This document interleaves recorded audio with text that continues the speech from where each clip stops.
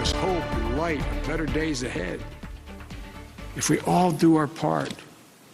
Now, because all the work we've done, we'll have enough vaccine supply for all adults in America by the end of May. A somber but optimistic and hopeful message by President Biden as the one-year anniversary of the COVID pandemic today. Thanks for being with us tonight. I'm Rob Nelson. And I'm Marnie Hughes. The president using his first primetime address to announce that he is directing states to make all adults eligible for the vaccine no later than May 1st. His goal to get the country closer to normal by the 4th of July. Some big goals outlined tonight. The president's speech coming hours, of course, after he signed that $1.9 trillion relief package into law. NewsNation's Joe Khalil joining us live now from D.C. with the very latest on a very, very big day for this young White House. Yeah, it is, Rob. And, I was surprised, actually, he did talk about that $1.9 trillion COVID relief bill, but it wasn't until later on in this speech he opened up right away, again, sort of a more somber tone, saying that, the hurt that many families have felt because of this pandemic is a collective hurt. Not only people who've lost loved ones, those who've lost their lives, but also people who have lost jobs, people who have fallen into homelessness. So he said it was a collective effort. And I think one of the points that stuck out to me was at one point he literally leaned in to the camera and made a direct appeal to all Americans, saying that to get over this pandemic and to move forward, it's going to take every single person. Here's what he said. I promise I will do everything in my power. I will not relent until we beat this virus. But I need you, the American people. I need you. I need every American to do their part. And that's not hyperbole. I need you. I need you to get vaccinated when it's your turn and when you can find an opportunity.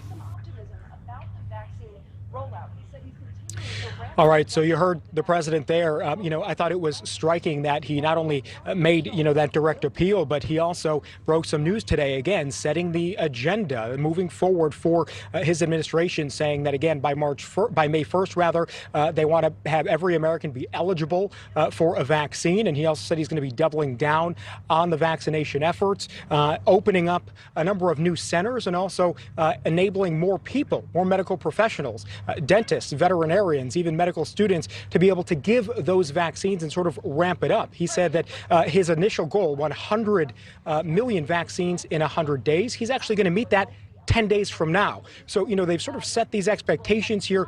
He struck a positive tone, but he also said that this is not the time to take our foot off the gas here.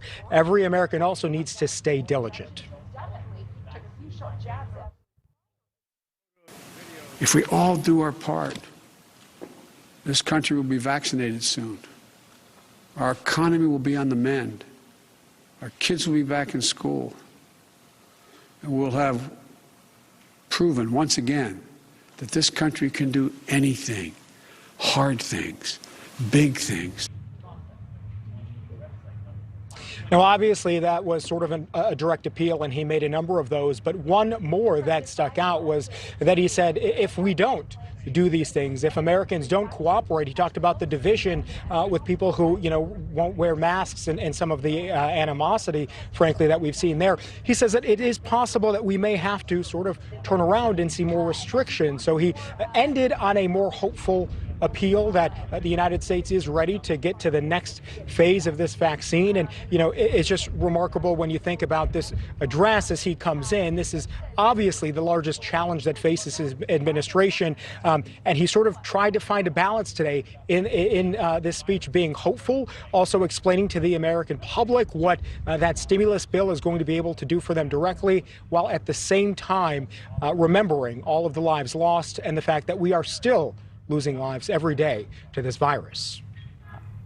A death toll now above 530,000. The president saying tonight he promising to tell the truth and to follow the scientists and the science. And now he's pretty much going to take the show on the road now that this massive package has passed.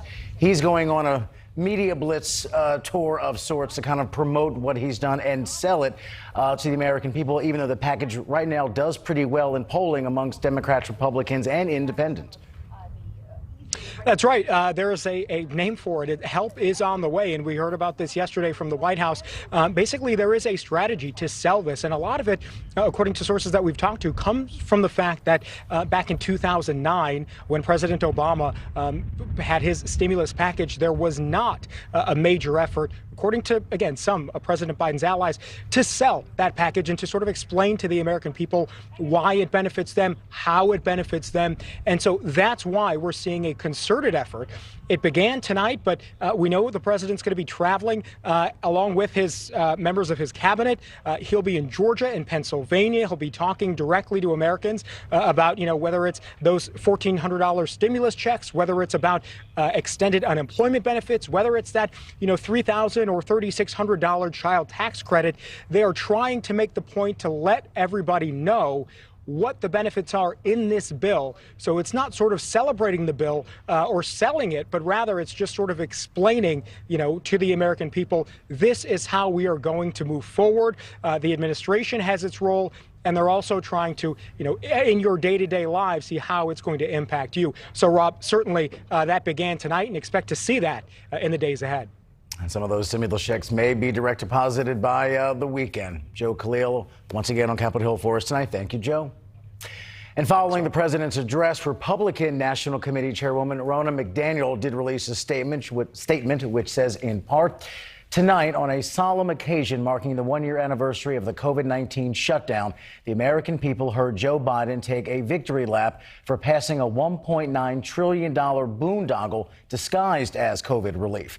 Biden and Democrats in Congress chose to pass a partisan bill where only 9% of the money is targeted to fighting the pandemic, all while continuing to ignore the suffering of American families that are struggling while out of work and out of school. As our nation recovers, it is important to focus on the challenges that lie ahead, getting Americans back to work, allowing students to return to school, and finishing the work the Trump administration started in distributing vaccines.